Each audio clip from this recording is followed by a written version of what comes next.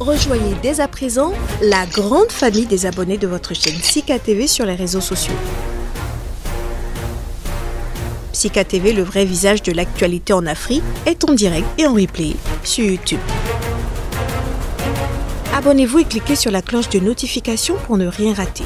Nous sommes également présents sur Facebook et sur Twitter.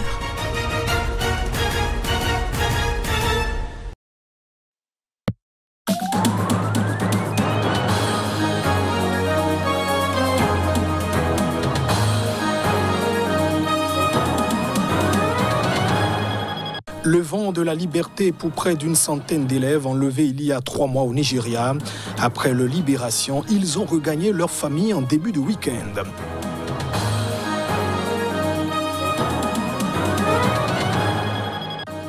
En Algérie, un ancien député quitte la prison.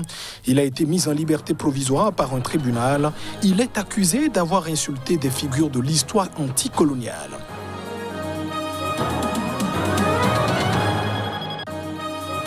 Et puis, le Vatican suit de très près la situation en Afghanistan. Le pape François demande d'aider les Afghans qui prônent la paix. Il s'est exprimé ce dimanche.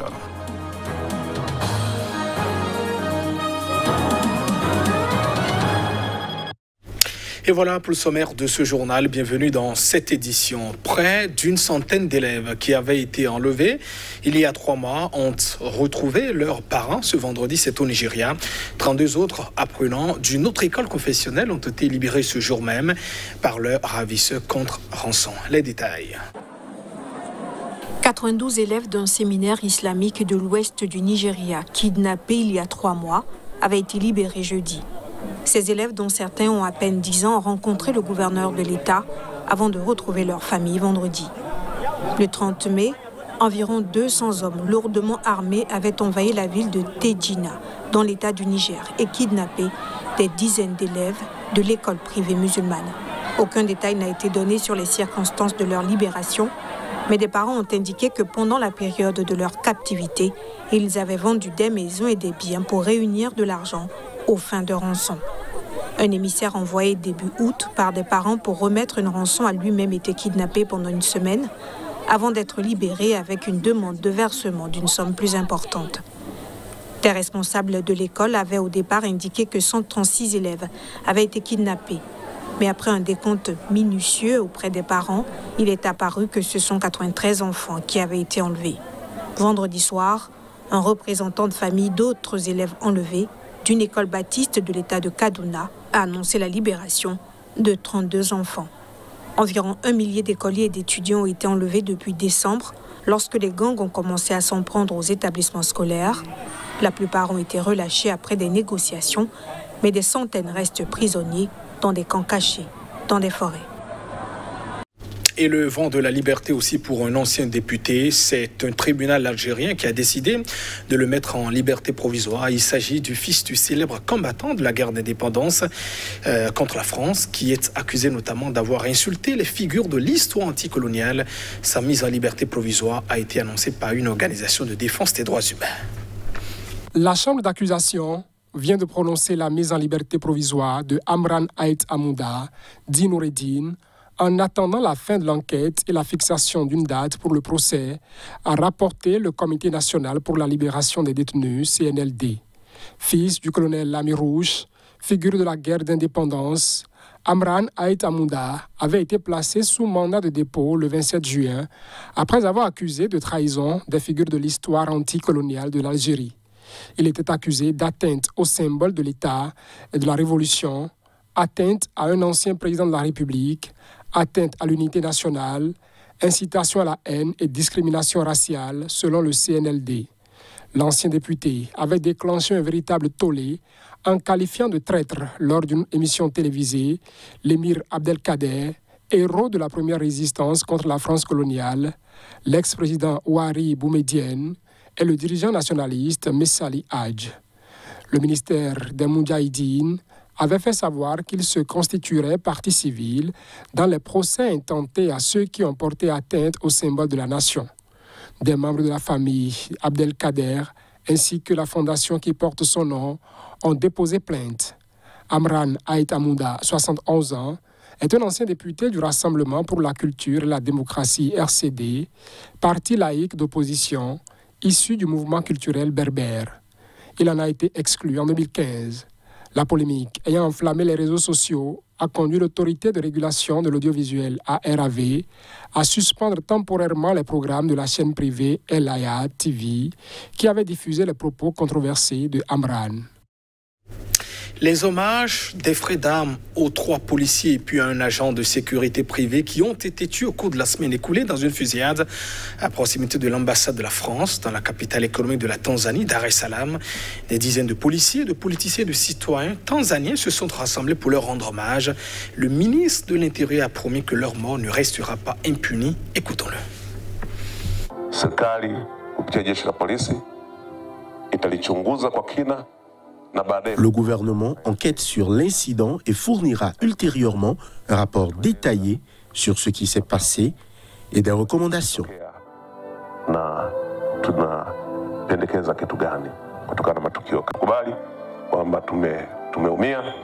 Et nous devons vraiment tirer les leçons de nos erreurs passées sur la manière de combattre la criminalité dans le pays. Je demande à mes concitoyens de continuer à travailler en étroite collaboration avec le service de police pour lutter contre la criminalité et nous protéger, nous et nos biens.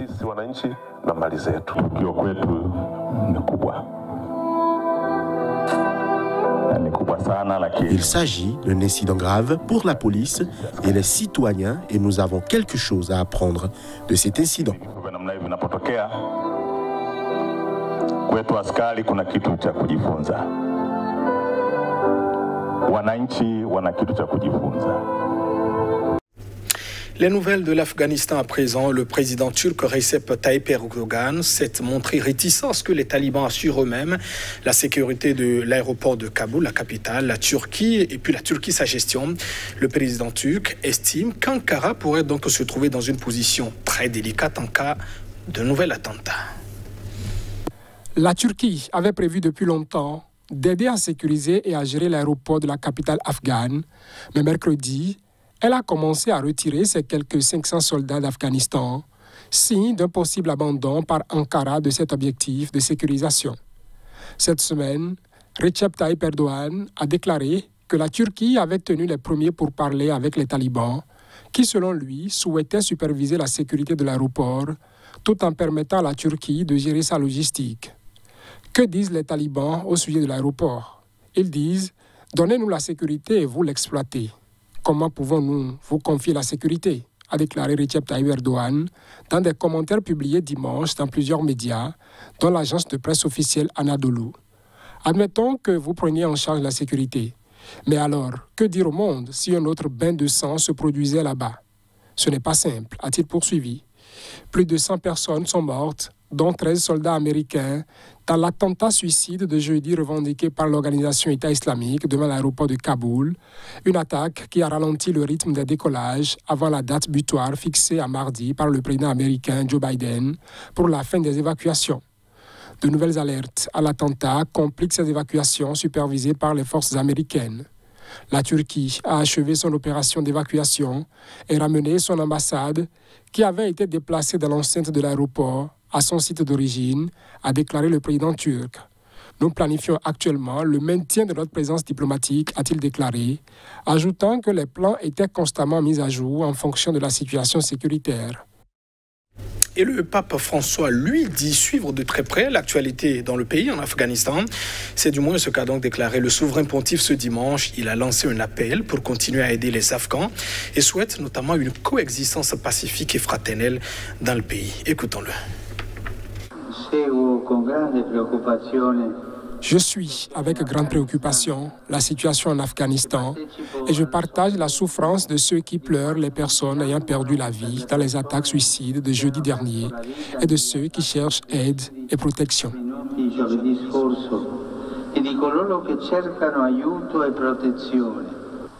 Chiedo a tutti di continuare ad assistere i bisognosi. Je demande à tous de continuer à assister ceux qui en ont besoin et prier pour que le dialogue et la solidarité contribue à établir une coexistence pacifique et fraternelle et offre une espérance pour l'avenir du pays. Dans des moments historiques comme celui-ci, nous ne pouvons pas rester indifférents. In momenti storici come questo non possiamo rimanere indifferenti. Les Émirats arabes unis ont annoncé qu'ils recommenceraient à délivrer des visas à tout touriste entièrement vacciné contre le coronavirus à partir de ce lundi même. Une annonce faite un mois avant le début de l'exposition universelle 2020 repoussée d'1 an en raison de la crise sanitaire. Les détails. La nouvelle mesure des Émirats arabes unis intervient dans un contexte de baisse des infections dans ce pays du Golfe, riche en pétrole, qui a enregistré moins de 1000 cas lors de plusieurs jours consécutifs la semaine dernière, pour la première fois depuis des mois. La décision de rouvrir les portes aux touristes vaccinés du monde entier a pour but de parvenir à une reprise et à une croissance économique durable. Pour se rendre aux Émirats, il faudra être entièrement vacciné avec l'un des vaccins approuvés par l'Organisation mondiale de la santé, à savoir AstraZeneca, Johnson & Johnson, Moderna, Pfizer, Sinopharm et Sinovac. La décision s'applique aux citoyens de tous les pays, y compris ceux en provenance de pays précédemment interdits. Tout passager se rendant aux Émirats avec un visa touristique devra obligatoirement faire un test PCR à l'aéroport, selon les autorités. Au total, le pays a enregistré plus de 715 000 cas de Covid-19, dont plus de 2000 décès. Les Émirats arabes unis sont constitués de 7 principautés, dont la capitale Abu Dhabi et Dubaï, où les mesures contre le coronavirus et les règles de vaccination restent différentes. Et c'est la fin de cette édition. Merci de votre attention. Au revoir.